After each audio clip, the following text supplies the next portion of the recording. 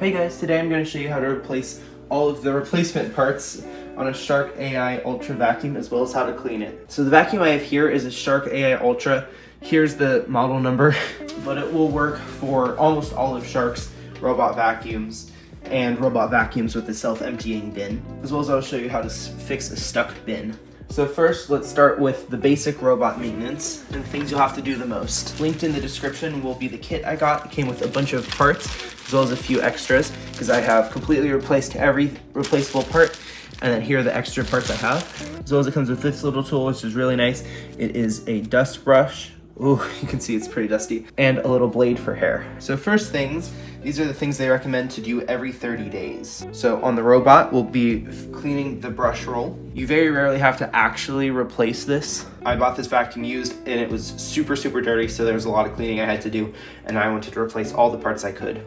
Unfortunately, you can't replace these little tufts of hair that when the brushes are spinning, they scoop the dirt, and then these clean the brushes off. But what I did was I used a toothbrush with some cleaning spray, and I just scrubbed it to get all the dirt out. Be careful doing that you don't get any liquid inside the robot or battery compartment, because that could create a lot of problems. So first thing is we push these little tabs, and then this part comes off.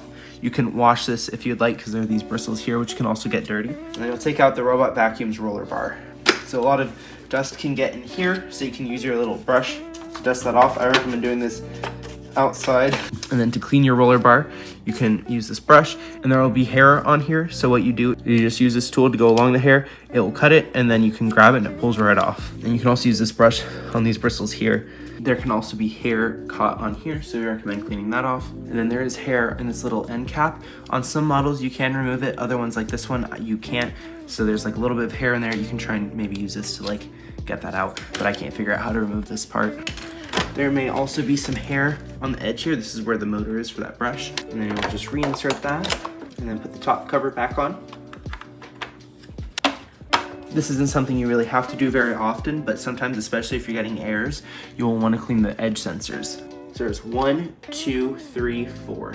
These are little IR sensors, and what they do is it can tell if it's getting close to the edge so it won't fall. You can either clean them with a dry microfiber towel or a Q-tip. Now we also have our brushes on the front. I'm not sure exactly how often you're supposed to replace them. I'm guessing just when they seem to get a little worn down. So what you do is you just grab them and pull, and they come right off. And then you'll just replace them with your new ones, and then line them up so they're square, and then just clip them back in. You may also want to clean this wheel because sometimes dirt can get in there. To do this, I strongly recommend using a plastic pry tool, but if you don't have one available, you can use a screwdriver. Just be very careful. So you'll want to insert it on the side of the wheel, and then pop it up, and then do the same on the other side. So here's your wheel, and as you can see, dirt and debris can sometimes get on that. As well as if it has issues spinning, you may want to clean inside of here. And then you can just pop that back in. You may have to clean the dust cup every once in a while. To do that, you'll grab the 2 tabs and pull it out. Here's your dust cup. We'll grab this little part and pull it up, and then we'll open it. You also have your filter, so you can pull out. It's recommended to tap this out over a trash can every once in a while because there can be a lot of dirt. Also, if you've removed this, you can wash out your filter. There's also a mesh screen filter too. Let me show you how to replace that. This is one of the few times you'll need a screwdriver for your vacuum. So you'll open this, and this top part will have 2 screws. I'll actually need a bigger tip. And then this piece will just pull out. Now before taking it out, you may want to clean any excess dust off here. Then there's a screw on one side of it. Once that's been unscrewed, this filter will just lift off and it can easily be replaced. And then to reinstall it, you'll just insert the bottom part and screw it back in. For this part, it has a very interesting cutout so that it stays in place. When it's been slotted in, it should not move at all. Then we'll just screw it in. Also periodically recommend washing out the dust cup. Now we'll reinstall it on our vacuum, and we're good to go. There's also a side vent here which you can blow out if need be, and you can also clean the LiDAR. So to do that, I recommend using a Q-tip and then just slowly clean, and then this will spin with it, and just make sure it spins freely. You can also use a clean, dry microfiber cloth to wipe off the charging contacts if there's any issue with charging. Now for cleaning the base. You can also use a clean, dry microfiber cloth to wipe off the charging contacts if needed. And then you can dust this part off, as well as inside the tube. As when the robot goes to self-empty, this is where all the dirt goes, so it can get pretty dirty in there. They have a few different size bins. They have 30, 45, and 60 days. I just recommend replacing it whenever it gets full, which you can see with this little window here. To empty it, some robots have it on the left side. Most of the newer ones have it on the right side. You push the button on the top, that pops out, and you just pull it out. If it gets stuck and won't come out, this happened to me with this vacuum. That's usually if the dustbin is overfilled or if there's an object stuck. I recommend trying to remove any obstructions as well as shaking it, because if there's an object blocking it, you can dislodge it. Once you have your dustbin out, push the orange button on the side to empty it, and all of your dirt will fall down. Sometimes there will be a little dust or fuzz stuck to that grate on the top, and you can just use your brush to clean that, get all that lint. You can also wash this out periodically. You just close it back up. So to clean your cylinder filter, which is recommended every 30 days, you'll open this up. You can also dust this out. There it is. And here is where I'd recommend checking for obstructions.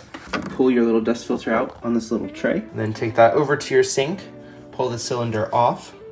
You can see all the dirt it's collecting. Rinse your little plastic holder out. Please note, if you're replacing all your parts, this one is not replaceable, so you'll want to keep this. I made that mistake when I first got this vacuum. I threw the old cylinder away on top of this, so I had to fetch that out of the trash. Multiple levels of filtration, each one's getting finer and finer. And then you'll just rinse this off. It's recommended to do this every 30 days. Once it's been washed and wrung out, it's recommended to leave it dry for 24 hours, just so all the moisture gets out. Going slightly deeper at the bottom, there's a little filter you'll want to pull out. This will hold a lot of your dust from getting into the fan. This you'll also want to rinse out. Once it's clean and dry, just push it back in. On the side, you'll either have your HEPA filter or foam filter, depending on your model. It could also be on the other side. What you'll do is you'll pull down on this little ring, and this door will pop off. There's this little pull tab. You'll grab it and pull down. This replacement one is a HEPA filter with foam. Some will just be the HEPA filter, some will just be a foam piece. And it's recommended to replace this every year. There can also be a lot of dust in here, so we recommend cleaning that out. Also recommend dusting out where the dustbin goes. Here's a tube where all the dust and dirt will come from the vacuum. So if it's stuck, you may want to see if you can reach something up there and try and pull out maybe some hair or larger obstructions.